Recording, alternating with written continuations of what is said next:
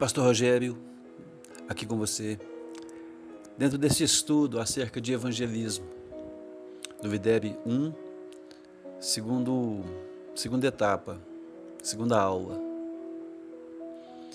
O evangelismo é a primeira das etapas de se fazer discípulos e é constituído por 3 passos para que se chegue a um resultado efetivo. O evangelismo propriamente dito, depois o apelo a ser feito e a decisão a ser tomada. Isso vai gerar, obviamente, para a igreja uma ficha de decisão e a continuidade de um trabalho com essa pessoa. Mas aqui agora nós vamos conceituar e trazer uma base bíblica para esses passos que eu mencionei. Você está satisfeito por ter sido evangelizado?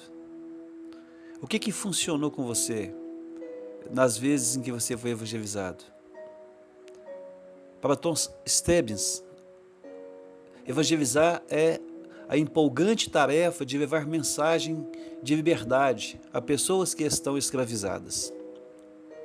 Para Billy Graham, um dos maiores evangelistas da história, é a proclamação do Cristo bíblico como Senhor e Salvador, com a perspectiva de persuadir pessoas a irem até Ele pessoalmente e então se reconciliarem com Deus. Para o Congresso de Evangelização, realizado em Berlim em 1966, é a proclamação do Evangelho do Cristo crucificado e ressurreto, o único Redentor do homem, de acordo com as Escrituras, com o próprio persuadir pecadores condenados e perdidos e colocar confiança em Deus. É a persuasão de pecadores condenados que estão completamente perdidos, fazer com que essas pessoas possam colocar sua confiança em Deus, recebendo e aceitando Cristo como Salvador, como Senhor, em todos os aspectos da sua vida, gerando assim uma comunhão com uma igreja local e aguardando a vinda do dia do Senhor. Quando se fala em evangelismo, o que vem na sua mente? Porque muitas pessoas têm ideias, paradigmas incorretos, errados, sobre o que seja evangelista. Porque, na verdade, os melhores evangelistas são cristãos comuns. E o amor ativo é o grande diferencial para se levar pessoas até Jesus Cristo. Você mesmo. Quantas vezes você ouviu o Evangelho antes de receber Jesus? O seu processo de conversão durou quanto tempo? Quantas pessoas estiveram envolvidas juntamente com você nesse processo para que você viesse para Jesus? Porque evangelizar é um processo. E evangelismo precisa de tempo. E há muitas pessoas envolvidas em um evangelismo. Mas existem muitos mitos quando se fala em evangelismo. Aqui nós vamos apontar alguns. Juntamente com o mito, a realidade, a real e a implicação dessa realidade evangelística. Primeiro mito. Evangelismo significa alcançar estranhos, mas a realidade é que a maioria das pessoas é alcançada por amigos e parentes. E a implicação disso é que os membros das células focalizarão o seu amor e as suas orações nas pessoas mais próximas a eles. Ou seja, o membro da célula, ele vai orar pelos seus familiares, pelos seus amigos, conhecidos, sabendo que a grande maioria das pessoas que recebem Cristo, elas o fazem através da intermediação de pessoas normais, comuns como eles mesmos, e não através de pregadores profissionais.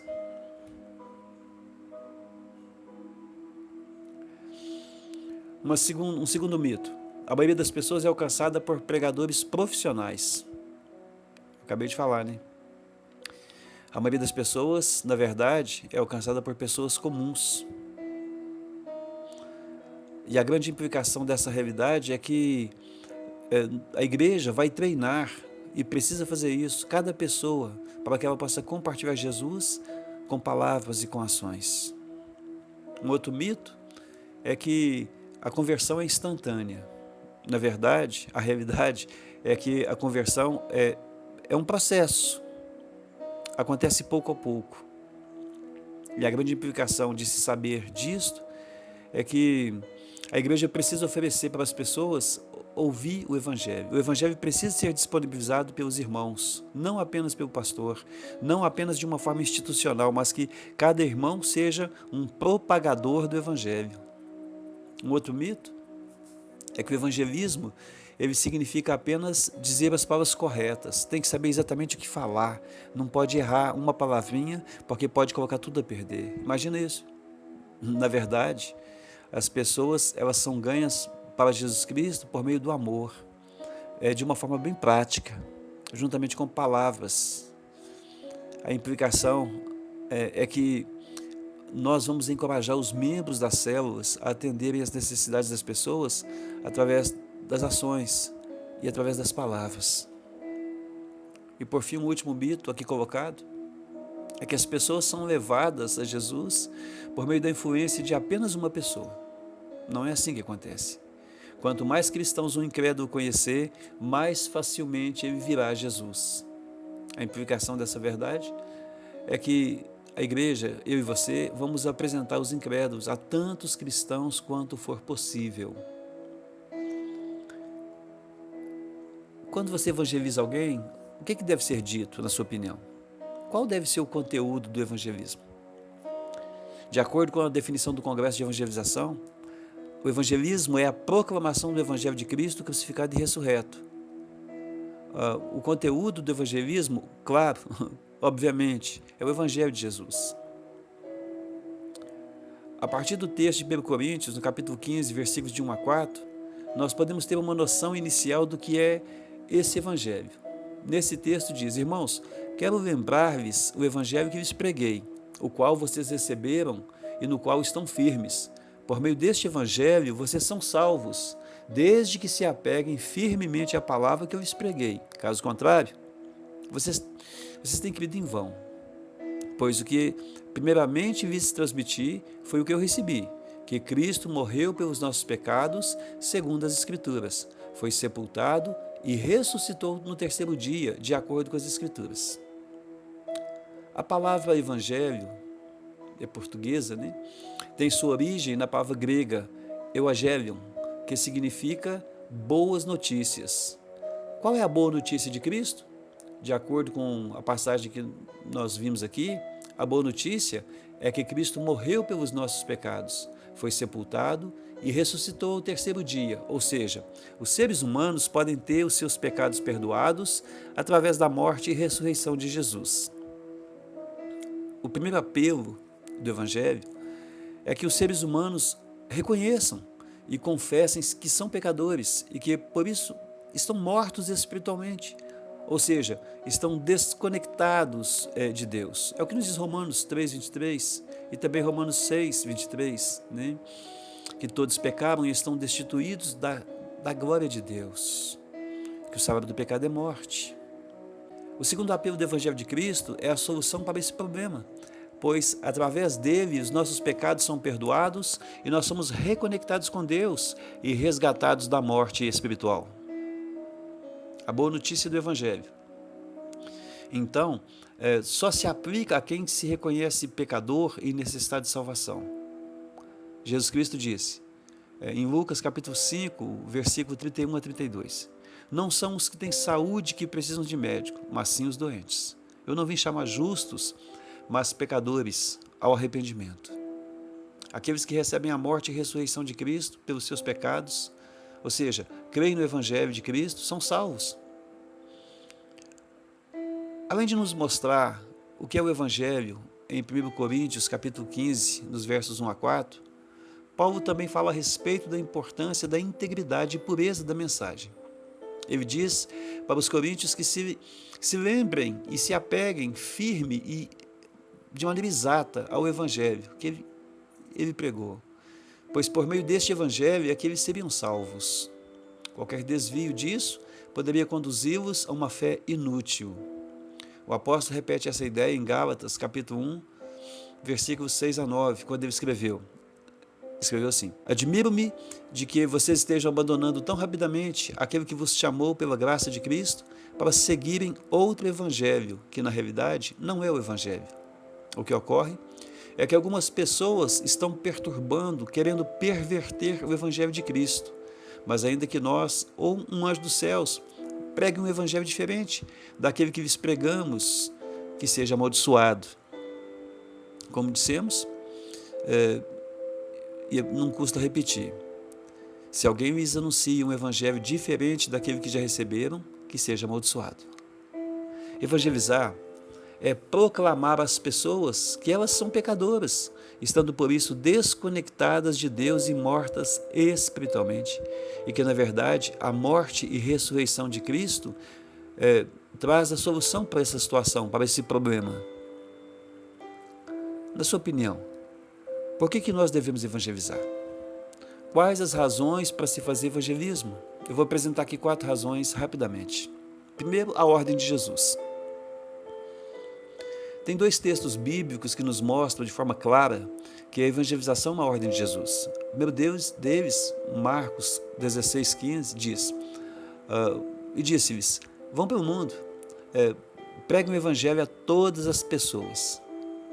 E lá em Mateus 28, 19 e 20, diz, portanto, vão e façam discípulos de todas as nações, batizando-os em nome do Pai, do Filho e do Espírito Santo, ensinando-os a obedecer a tudo que eu lhes ordenei. Nesse segundo texto, ao contrário do que se pode pensar, a ordem não é apenas evangelizar, mas sim fazer discípulos. O que tem a evangelização, na verdade, é o primeiro passo do discipulado.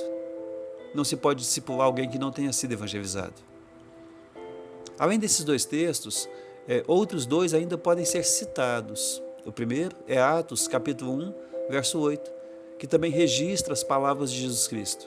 Ele diz, mas receberão poder quando o Espírito Santo descer sobre vocês, e vocês serão minhas testemunhas em Jerusalém, em toda a Judéia e Samaria, até os confins da terra.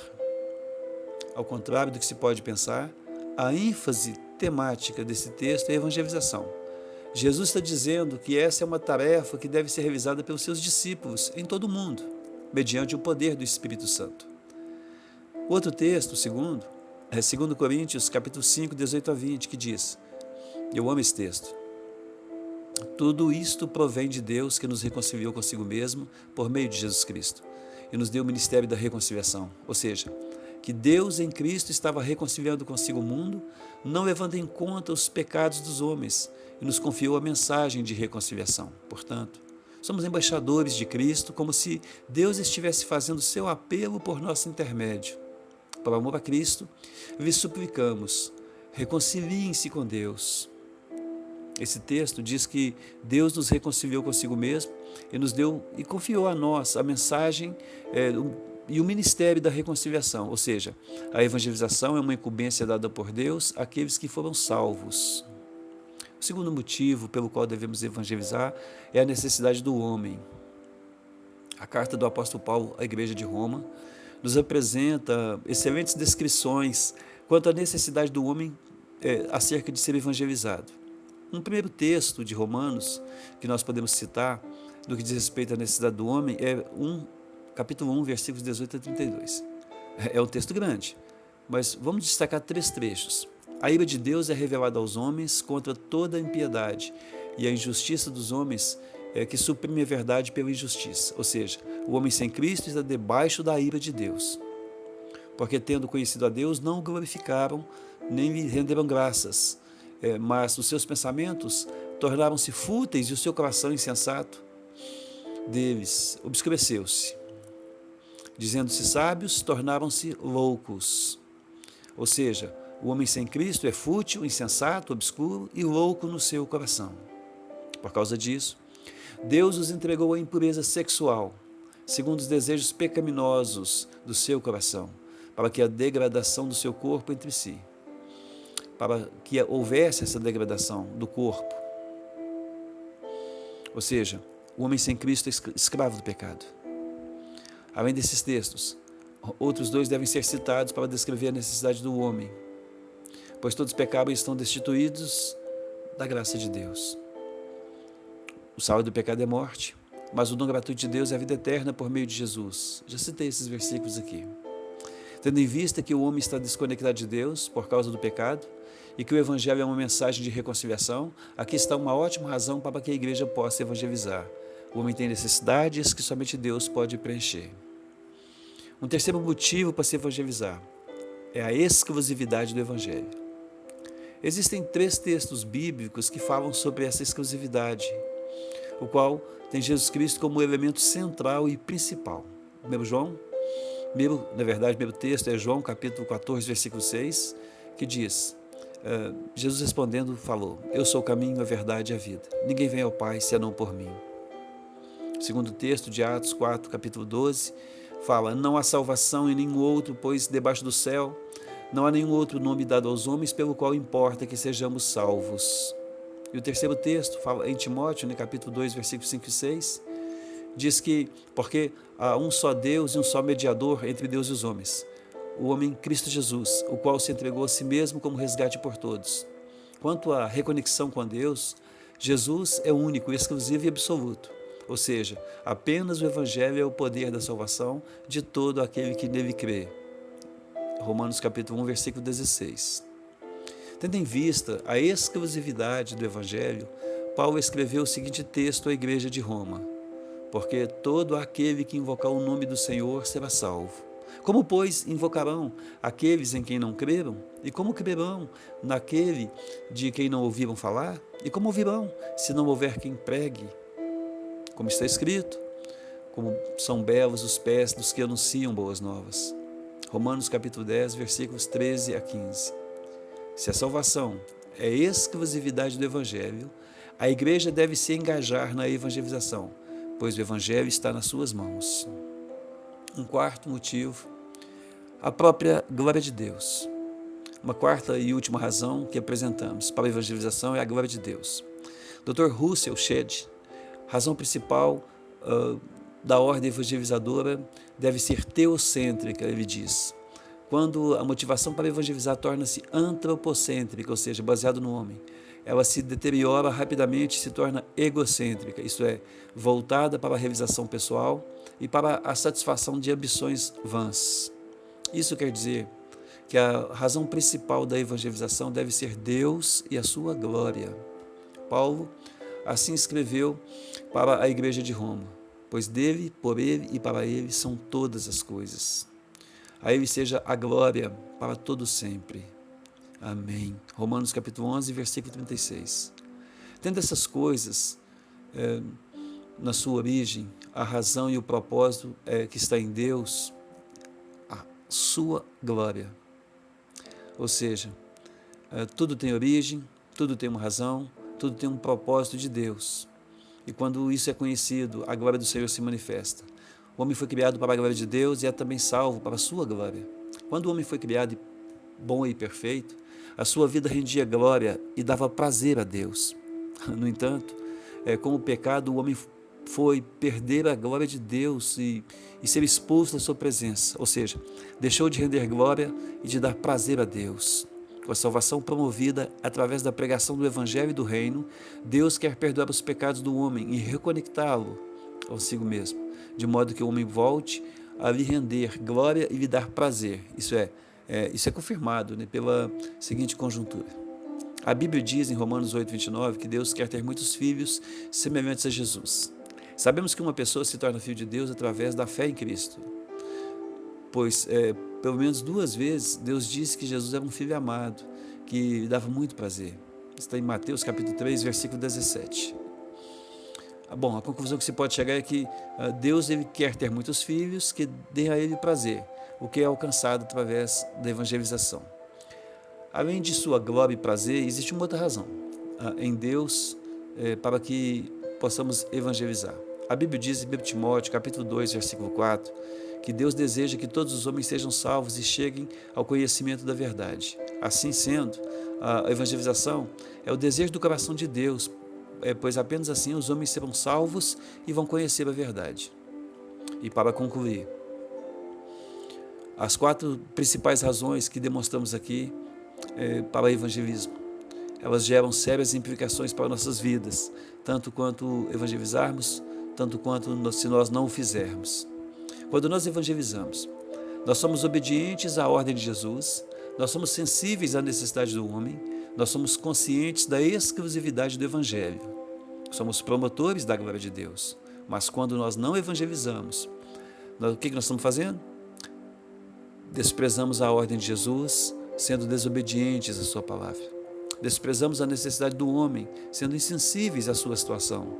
Desprezamos a exclusividade do Evangelho, sendo inconscientes da realidade espiritual. Desprezamos a glória de Deus, sendo totalmente indiferentes. E você? Qual a sua posição? O que você vai fazer com essas informações que foram passadas aqui agora? Deus abençoe abundantemente a sua vida, que você se redescubra, que você renove a sua fé, que você compreenda que Jesus Cristo é o Senhor e que você deve levá-lo a outras pessoas. Você tem um remédio para a cura da dor da alma, você tem um remédio para curas físicas também, você tem um remédio para a cura espiritual, a palavra do Senhor, o Evangelho de Jesus Cristo. Use-o em nome do Senhor.